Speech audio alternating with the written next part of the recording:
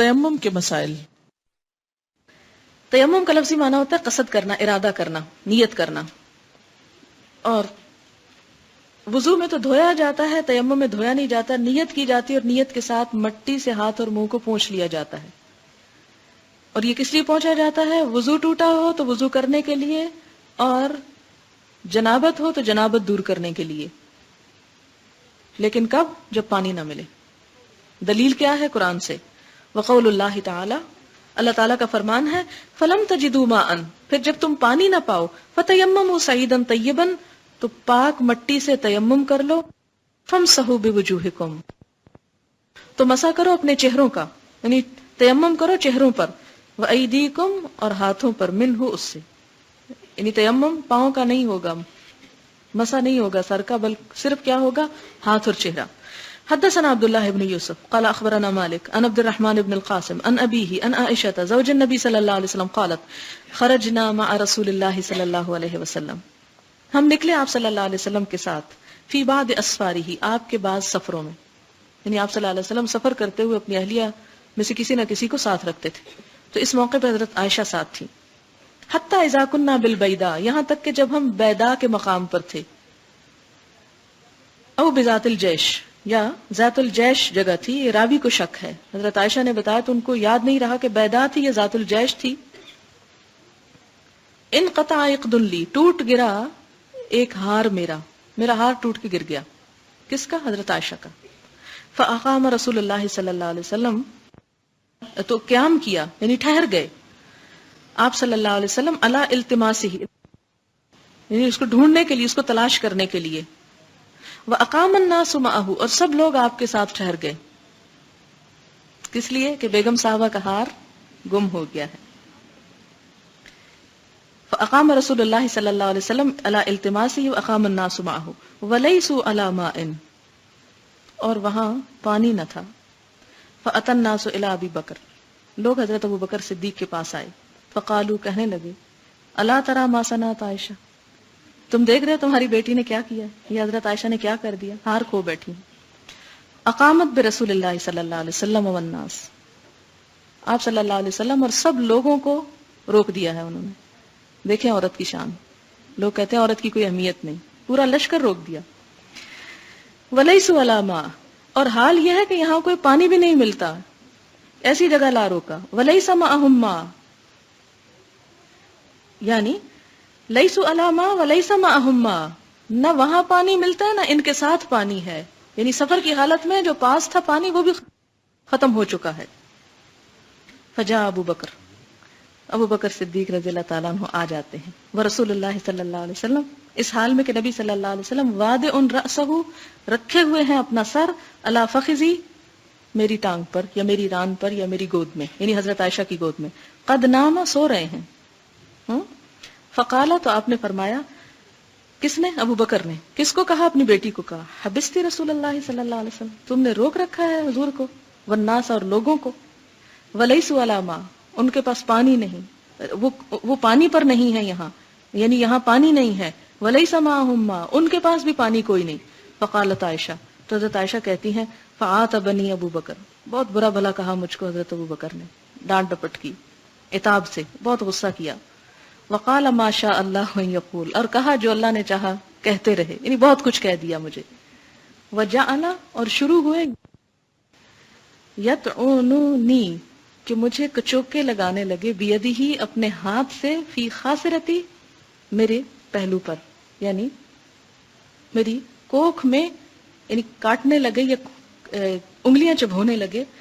فلا یمنعنی من التحرک، اور میں حرکت نہیں کر پا رہی تھی، اس لیے کہ الا مکان رسول اللہ صلی اللہ علیہ وسلم علی فخذی، کہ آپ صلی اللہ علیہ وسلم کا سر میری گود میں تھا. یعنی وہ صرف پہلے تو بولتے رہے، پھر اور غصہ آیا تو کچوکے لگانے لگے. فقام رسول اللہ صلی اللہ علیہ وسلم، تو اٹھے آپ صلی اللہ علیہ وسلم، ہینا اصبح، جب صبح اٹھے، علی غیر مائن، بغیر پانی کے. اس سفر میں انسان بہت تھک جاتا ہے. آپ صلی اللہ علیہ وسلم بھی سو گئے، پانی نہیں تھا، لوگ پریشان تھے. انہوں نے حضرت ابو بکر کو بھیجا، انہیں اور تو کچھ نہ سمجھ آئی، اپنی بیٹی کو ہی ڈانٹ ڈپٹ کر لی اور پھر چلے گئے ہوں گے. فانزل اللہ آیت التیمم، تو اللہ تعالیٰ نے تیمم کی آیت نازل فرما دی. فتیمموا، تو سب نے تیمم کیا. فقال اسید بن الحزیر، اسید بن حزیر کہتے ہیں، اور یہ آپ کا اور حضرت عائشہ کا اونٹ چلا رہے تھے، ما ہی باول برکتکم یا آل ابی بکر، اے آل ابو بکر یہ پہلی برکت نہیں تم لوگوں کی، یعنی آپ کی وجہ سے اللہ نے ہم پہ بہت سی رحمتیں کی.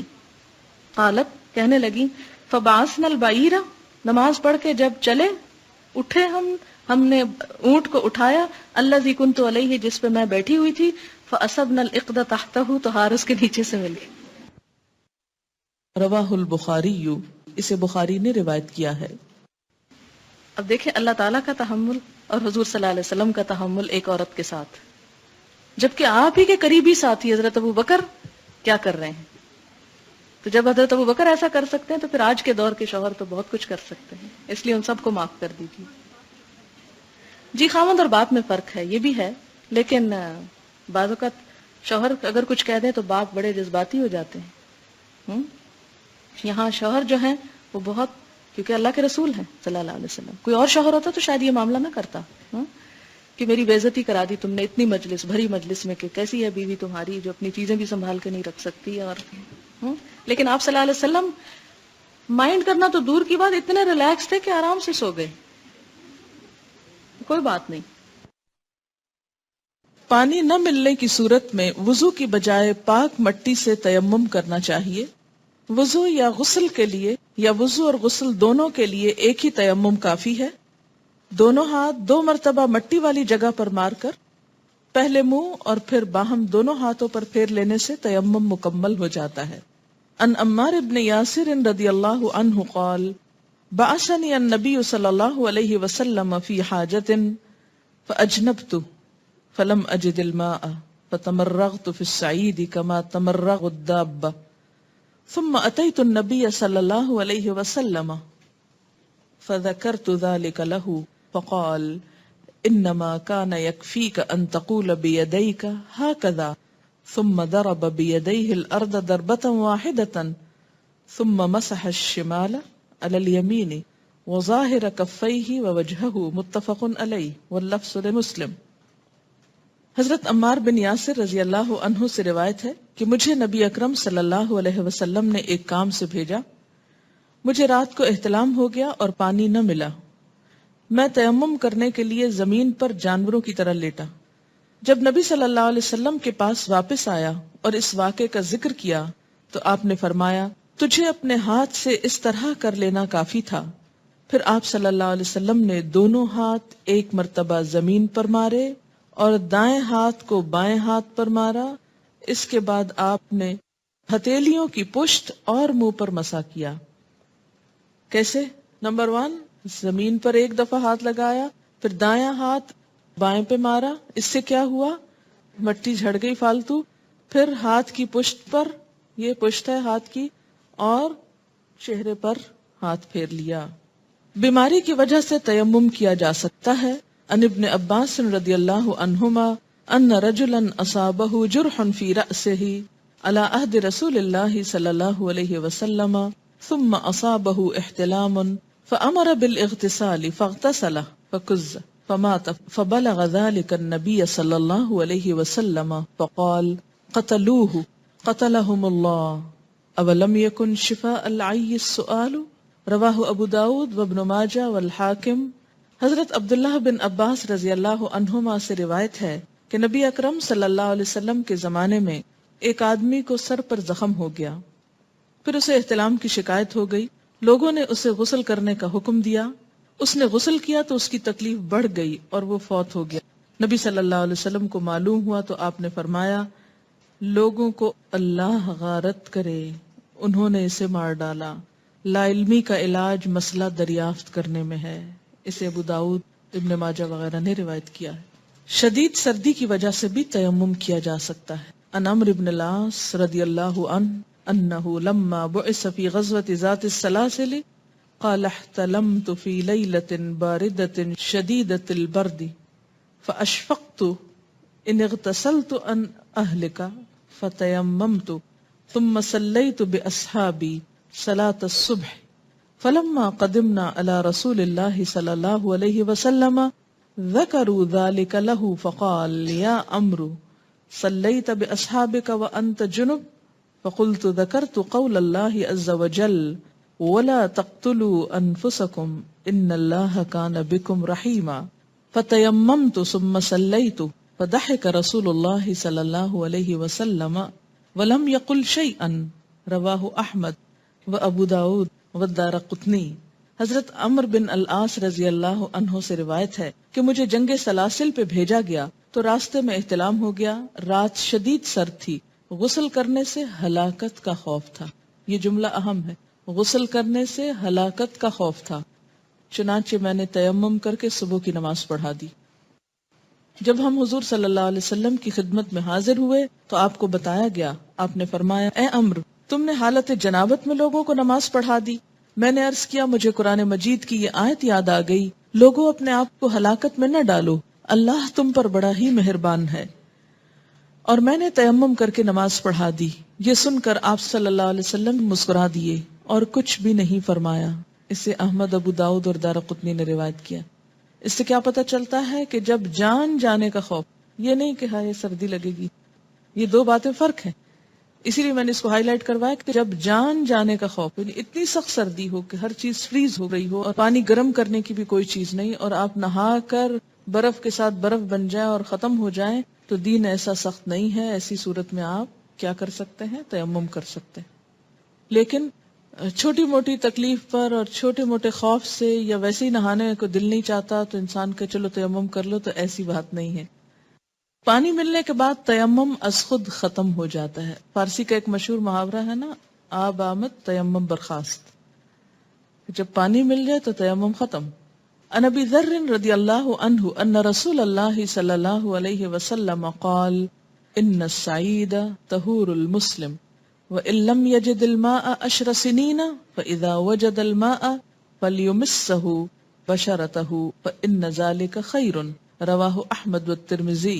حضرت ابو ذر رضی اللہ عنہ سے روایت ہے کہ رسول اللہ صلی اللہ علیہ وسلم نے فرمایا کہ پاک مٹی مسلمان کو پاک کر دیتی ہے، خواہ 10 سال تک پانی نہ ملے، لیکن جب مل جائے تو پھر پانی سے جسم دھونا چاہیے، پانی کا استعمال بہتر ہے۔ اسے احمد اور ترمذی نے روایت کیا ہے۔ تیمم کے باقی مسائل وہی ہیں جو وضو کے ہیں۔ متفرق مسائل۔ درندوں کی کھال کے کوٹ، کمبل، قالین، پرس یا جوتے وغیرہ استعمال کرنا منع ہے، درندوں کے، مویشیوں کے نہیں، درندوں کے۔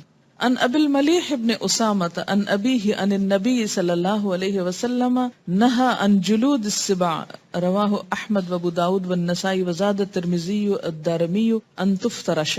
حضرت ابو ملیح بن اسامہ رضی اللہ عنہ اپنے باپ سے روایت کرتے ہیں کہ نبی اکرم صلی اللہ علیہ وسلم نے درندوں کی کھال استعمال کرنے سے منع فرمایا ہے۔ اسے احمد، ابو داؤد اور نسائی نے روایت کیا ہے۔ ترمذی اور دارمی نے اس حدیث میں ان الفاظ کا اضافہ کیا ہے، آپ نے درندوں کی کھال نیچے بچھانے سے بھی منع کیا ہے۔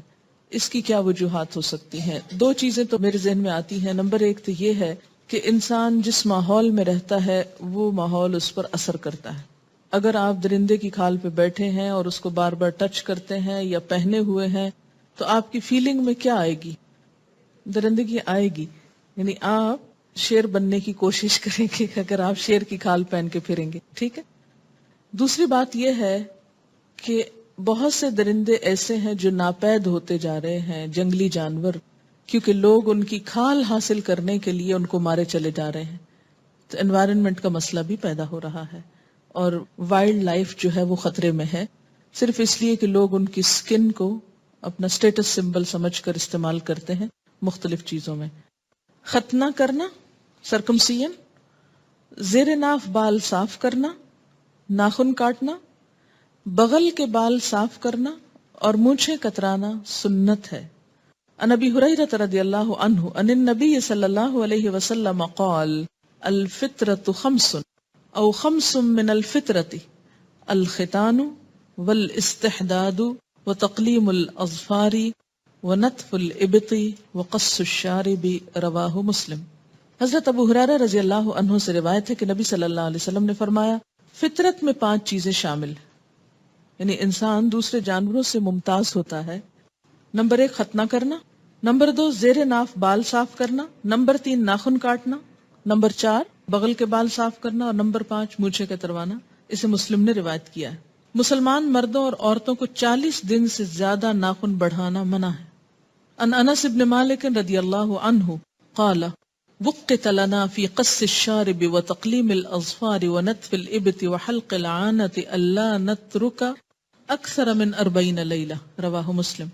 حضرت انس بن مالک رضی اللہ تعالی عنہ سے روایت ہے، ہمارے لیے مونچھ کتروانے، ناخن کاٹنے، بغل کے بال صاف کرنے اور زیر ناف بال صاف کرنے کی مدت 40 دن مقرر کی گئی ہے، یعنی اس سے آگے نہ بڑھے. اسے مسلم نے روایت. اس کا یہ مطلب نہیں کہ اتنے دن انتظار کریں، اس کا مطلب یہ ہے کہ اس سے آگے نہیں جانا چاہیے. اور ویسے بھی صحت کے خلاف ہیں ان سب چیزوں کی خلاف ورزی. مونچھیں بڑی ہوں تو اس میں بھی جراثیم جمع ہو سکتے ہیں اور کھانے میں انسان کے اندر بھی جا سکتے ہیں. ناخنوں کے اندر بہت سے جراثیم جو ہیں وہ جمع ہوتے ہیں اگر وہ بڑھے ہوئے ہوں.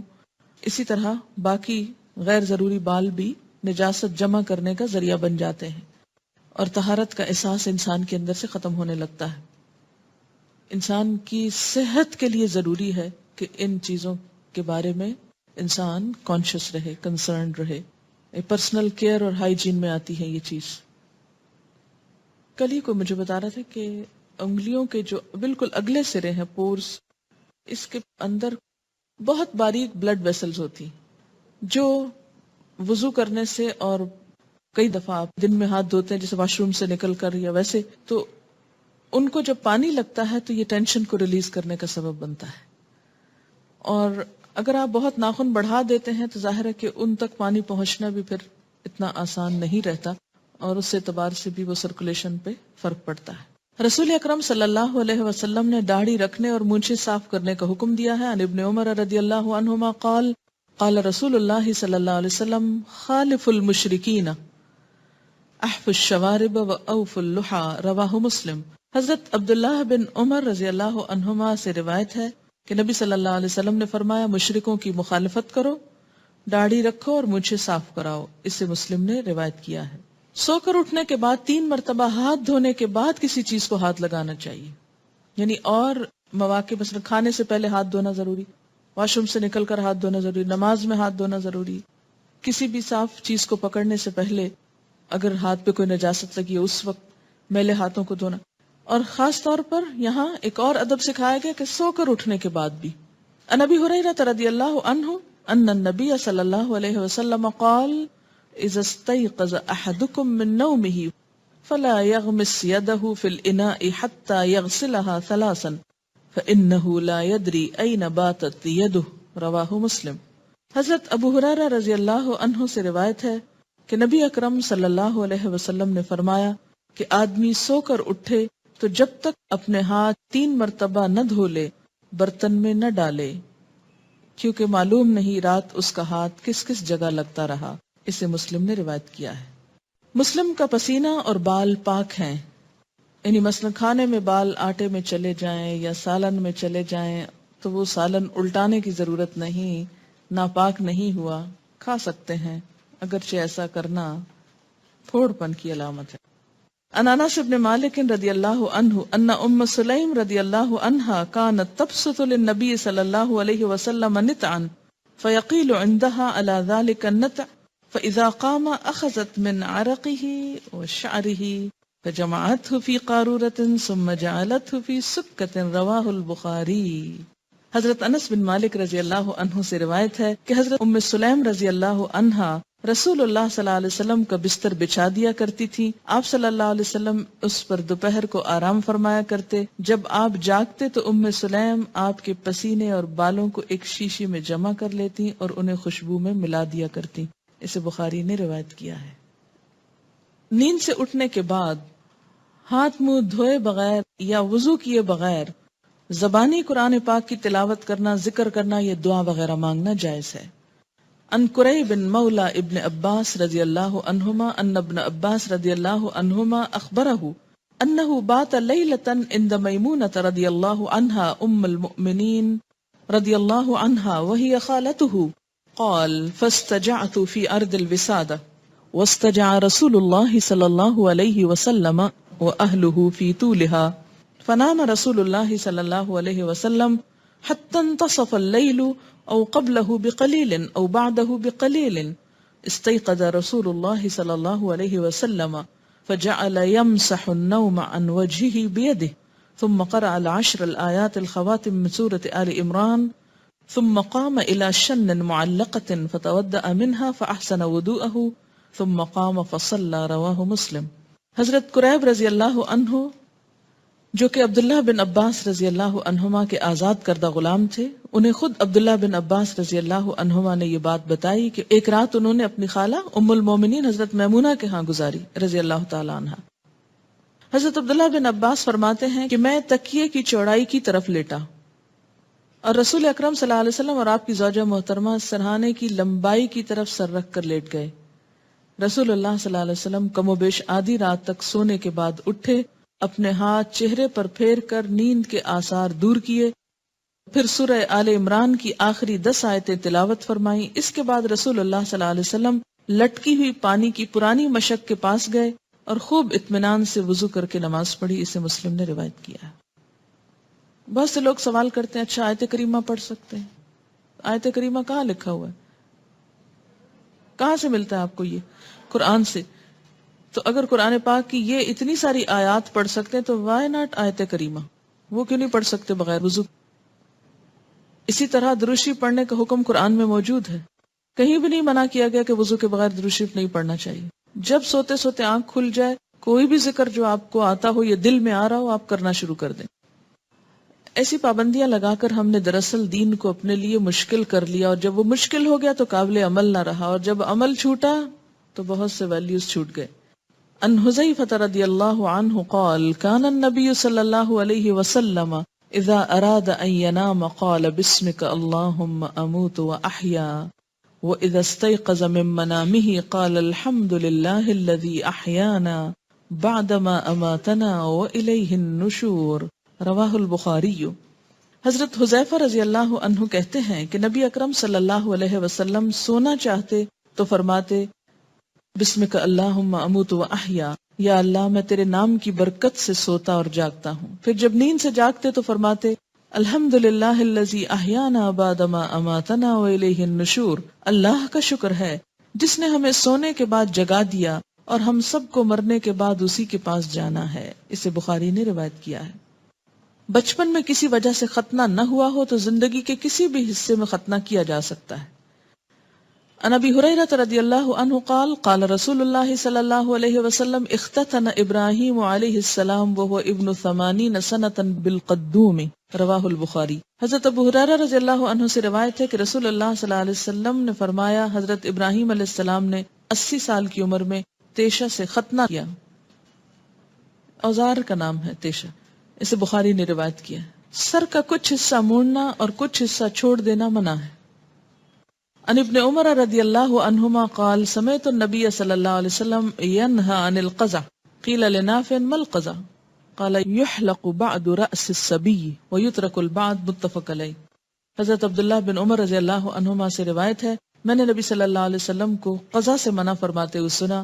حدیث کے راوی حضرت نافع سے پوچھا گیا قزع کیا ہے؟ انہوں نے کہا بچے کے سر کا ایک حصہ منڈوا دینا اور ایک حصہ چھوڑ دینا. آپ نے آج کل بھی دیکھا ہوگا کہ بعض لوگ بچوں کی لٹ چھوڑ دیتے ہیں، یعنی سارا سر منڈوا دیتے ہیں، ایک حصہ یہاں سے نہیں مونڈتے، اور وہ لمبی ہوتے رہتے حتیٰ کہ وہ بال بہت لمبے. میں نے خود کئی بچوں کے اس طرح کے بال دیکھے ہیں. منت ہوتی ہے، نظر مانی ہوتی کسی کے نام کی. جب وہ بڑے ہو جاتے ہیں، خاص عمر کو پہنچتے ہیں، تو پھر وہ کاٹ کر بال کسی خاص جگہ پہ لے جاتے ہیں اور وہاں دیگ وغیرہ چڑھاتے ہیں. جی ہندو کرتے ہیں ایسے. جی تو ایسے کام سے منع کیا گیا ہے. یا بیچ میں کچھ پیچز کاٹ کے ڈیزائن بنانا یا اس طرح کے کام یہ پسندیدہ نہیں ہے. کچھ ضعیف اور موضوع احادیث بیان کی گئی ہیں. مسواک کا استعمال کیا ہی خوب ہے کہ آدمی کی فصاحت میں اضافہ کرتا ہے. یہ سب موضوع احادیث ہیں یا ضعیف ہیں جن کی کوئی اصل نہیں اور مشہور ہو گئی لوگوں میں. برتن کا دھونا اور صحن کی صفائی کرنا غنا کا سبب بنتا ہے، یعنی امیر ہونے کا ذریعہ ہے. اچھا ہمارے ہاں بالکل اسے الٹ بات ہے، اور وہ کیا ہے کہ عصر کے بعد جھاڑو نہ دو ورنہ دولت چلی جائے گی.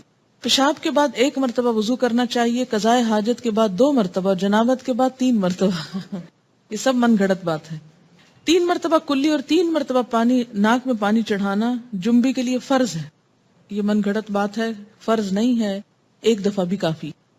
نبی اکرم صلی اللہ علیہ وسلم مسواک اوپر سے نیچے کے رخ کرتے ہیں، یہ غلط بات ہے، رائٹ سے لیفٹ کرتے تھے۔ کانا یشو صفاہ، دائیں سے بائیں، اور پانی گھونٹ گھونٹ کر کے پیتے۔ دین کی بنیاد صفائی پر ہے، یہ نہیں ہے حدیث ہے کہ طہارت نصف ایمان ہے۔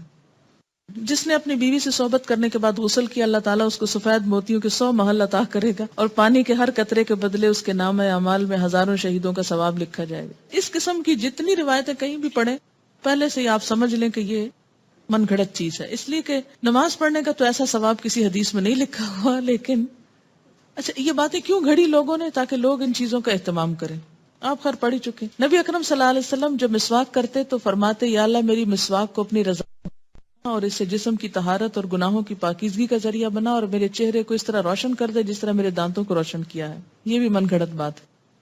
ایک اور ہے روایت، حدیث بھی نہیں کہیں گے اس کو، معلوم ہے نا آپ، یہ حدیث ہی نہیں ہوتی جو موضوع ہوتی، اسے روایت کہتے ہیں۔ لوگوں نے روایت کی ہے، اے انس میرے قریب آؤ، میں تمہیں وضو کا طریقہ سکھاؤں۔ میں آپ کے قریب ہوا، تب آپ نے دونوں ہاتھ دھوئے تو فرمایا بسم اللہ والحمد للہ، اور پھر استنجا کیا تو فرمایا اللہ میری شرمگاہ کی حفاظت فرما اور میرا کام آسان فرما۔ جب آپ نے کلی کی اور ناک میں پانی چڑھا تو فرمایا اللہ مجھے سیدھا راستہ دکھا اور جنت کی خوشبو سے محروم نہ رکھ۔ پھر جب آپ نے چہرہ دھویا تو فرمایا میرے چہرے کو منور فرمانا جس دن چہرے منور ہوں گے۔ جب آپ نے دونوں بازو دھوئے تو فرمایا اللہ مجھے میری کتاب دائیں ہاتھ میں دینا۔ جب مسح کیا تو فرمایا اللہ مجھے اپنی رحمت میں ڈھانپ لینا اور عذاب سے بچانا۔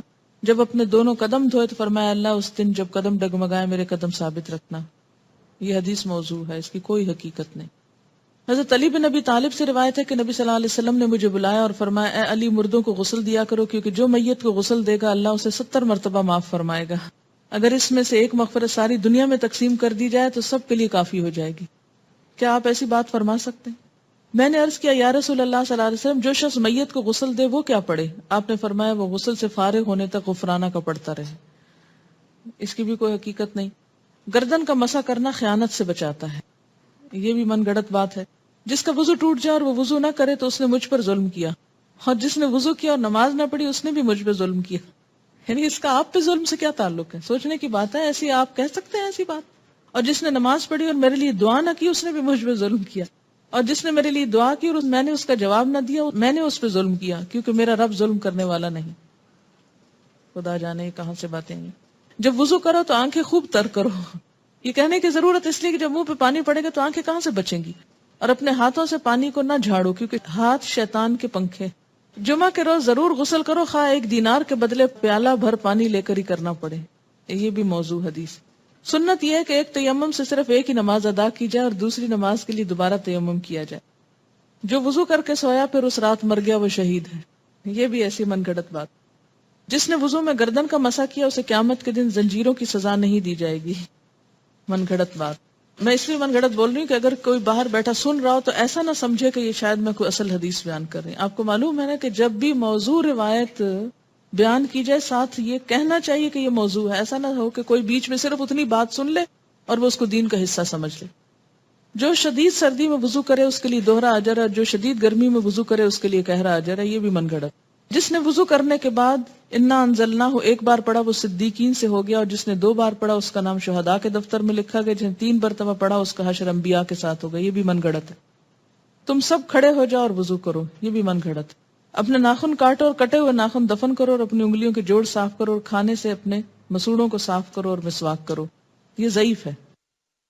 یہ کسی اور نے ایک روایت لکھ کے بھیجی ہے، حدیث شریف میں ہے، ایسا کبھی بھی نہ لکھیں کہ حدیث شریف میں ہے، جیسے کہ میں نے ابھی آپ کو یہ ادب سکھایا کہ جو موضوع روایات ہوتی ہیں ان کو حدیث شریف نہیں بولتے۔ اب یہ ہے تو بہت اس طرح کی بات لکھی، لیکن یہ سب کو بتانا ضروری ہے۔ اگر کسی عورت کے حیض کے خون والے کپڑے پر کسی مرد کی نظر پڑ گئی تو قیامت کے دن وہ خون کا کپڑا اس کے منہ میں نہ چھوڑا جائے گا۔ یہ بھی کسی عورت کی بنائی ہوئی روایت لگتی ہے کہ جس نے اپنے کسی بچی کو منع کرنا چاہا اور اس کی وہ بات نہیں مانتی تھی تو اس طرح کی بات گھڑ کے بتا دی۔ یہ ایسی باتیں جو ہیں یہ کیسے حدیث ہو سکتی ہیں؟